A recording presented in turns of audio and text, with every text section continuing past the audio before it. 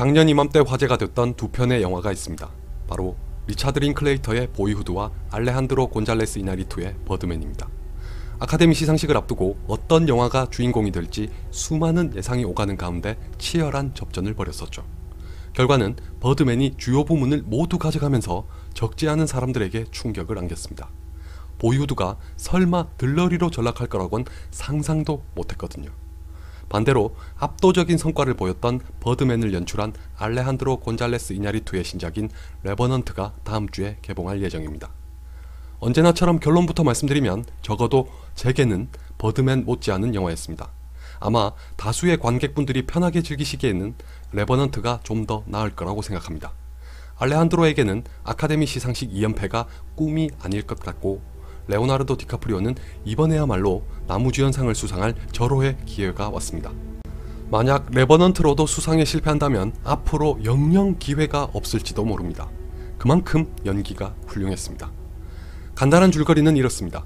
실화를 바탕으로 한 이 영화에서 레오나르도가 연기한 휴 글래스는 곰에게 습격을 받으면서 심각한 부상을 입습니다. 처음에는 그를 데리고 가던 동료들도 험준한 지형과 부닥치면서 결국 포기합니다. 급기야 톰 하디가 연기한 피츠제럴드는 휴를 죽이려고 하다가 자신을 말리는 휴의 아들을 죽이고는 그대로 떠나고 맙니다. 움직일 수도 없는 상태로 버려진 휴는 피츠제럴드에게 복수하겠다는 일념을 갖고 버티면서 기적적으로 살아남습니다. 이제 남은 것은 피의 복수뿐입니다. 라고 생각하기 딱 좋지만 사실 레버넌트는 아들의 죽음으로 원한을 갖고 통쾌한 복수를 벌이는 영화는 절대 아닙니다. 거기에 초점을 맞추고 보셨다가는 10중 8구 지루하실 수도 있습니다. 휴 글래스 일행이 아메리카 원주민들로부터 공격을 받는 도입부만 보면 오해하기 십상이긴 합니다. 이왕 말이 나왔으니 덧붙이자면 이 도입부는 정말 끝내줍니다. 레버넌트를 기다리시는 분이라면 알레한드로도 알레한드로지만 엠마누엘 루베츠키의 촬영도 기대하시겠죠? 장담하는데 결코 실망하지 않으실 겁니다. 버드맨은 말할 것도 없고, 그래비티에서 도입부의 롱테이크가 유려한 영상미와 더불어 현장감을 더해줬다면 레버넌트는 편집의 힘을 빌리지 않고 단 한 대의 카메라만으로도 이렇게까지 긴박하고 숨이 막히는 장면을 보여줄 수 있다는 것을 증명합니다. 배우의 얼굴을 전면적으로 부각시키는 이른바 익스트림 클로즈업 샷까지 서슴지 않으면서 혼돈과 파국에 이른 상황을 절절하게 전달합니다.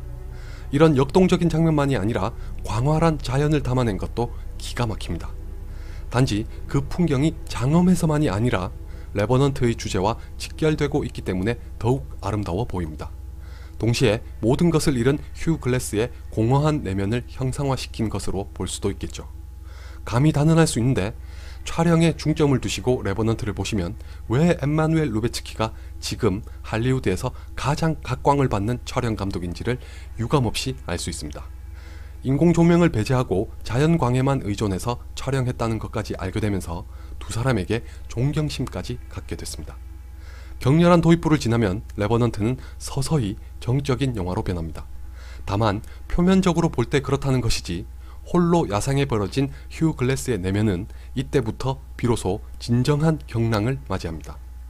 영화에서 알레한드로 곤잘레스 이냐리투가 주목하고 있는 것은 복수가 아니라 그것으로 나아가는 과정과 이 과정 속에서 드러나는 인간의 놀랍고도 숭고한 의지입니다.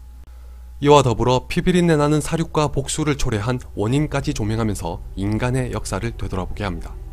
영화에서 대사로 들을 수 있는 것처럼 자연과 동화된 채로 평화롭게 살아가던 아메리카 원주민은 백인들의 침략에 의해 모든 것을 잃었습니다. 이것이 소위 말하는 문명에 의해 자행됐다는 것은 그로부터 수백 년이 흐른 현재를 살아가고 있는 우리에게도 시사하는 바가 큽니다. 이것을 통해서 레버넌트가 보여주는 것은 생존과 본능, 그리고 자연의 섭리를 거스르고 파괴하는 인간의 탐욕과 야만성입니다. 바로 이것 때문에 눈부시게 아름다운 자연을 배경삼아 한낱 미물에 지나지 않는 인간을 대비하여 담은 장면이 예사로 보이지 않습니다. 과장이 아니라 경외감까지 갖게 합니다. 결국 레버넌트의 모든 것은 생존으로 귀결됩니다. 휴 글래스와 그를 습격한 곰, 그리고 아메리카 원주민의 족장에게는 한 가지 공통점이 있습니다. 이걸 유심히 보시면 대자연에 속한 모두가 각자의 생존과 본능으로 인해 서로를 죽고 죽이는 싸움이 벌어진다는 걸 알 수 있습니다. 다만 휴 글래스와 곰의 관계는 아메리카 원주민의 족장과 그가 쫓는 백인 무리의 관계와는 명백히 다른 점도 있습니다. 전자가 생존을 위한 사투였다면 후자는 탐욕과 야만적인 본능으로 인해 벌어진 참극이라는 것입니다. 이 점을 유념하고 보시면 좋을 것 같습니다. 대사가 극히 적은 레오나르도 디카프리오의 연기는 그야말로 공전저루에 다다랐습니다.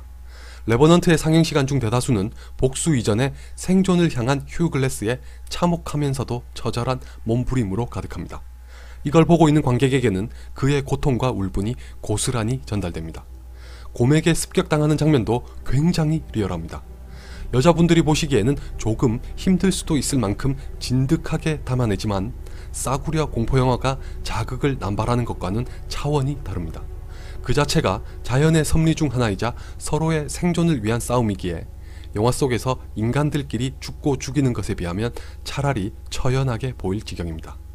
휴 글래스의 동료들은 모두 생존이라는 명제 앞에서는 사실 본질적으로 크게 다르지 않은 선택을 합니다. 돔놀 글리슨이 연기한 앤드류와 윌 폴터가 연기한 짐도 끝내 자신의 생존을 위해서 휴를 남겨두고 떠나는 선택을 합니다. 피츠제랄드와 다른 점이라면 타인을 위한 희생과 배려가 얼마나 선행됐는가 하는 것입니다. 이 지점에서 레버넌트는 마냥 이상적인 것이 아니라 현실적으로 이상적인 인간성이 무엇인지를 대두시킵니다. 마지막으로 레버넌트는 글래스의 얼굴을 보여주면서 끝납니다. 이때 레오나르도 디카프리오는 관객을 정면으로 쳐다봅니다. 일반적으로 영화 속 캐릭터는 관객과 시선을 마주하는 것을 금기시하는 것을 고려하면 이 결말은 생동감과 더불어 큰 의미를 내포하고 있습니다. 과연 여러분은 휴 글래스의 마지막 표정을 통해 무엇을 보시게 될지 궁금하네요. 실로 오랜만에 들을 수 있었던 류이치 사카모토의 음악까지 더해져 활용 점정을 찍고 있으니 기다리셨던 분이시라면 망설이지 마시고 극장으로 가시길 바랍니다.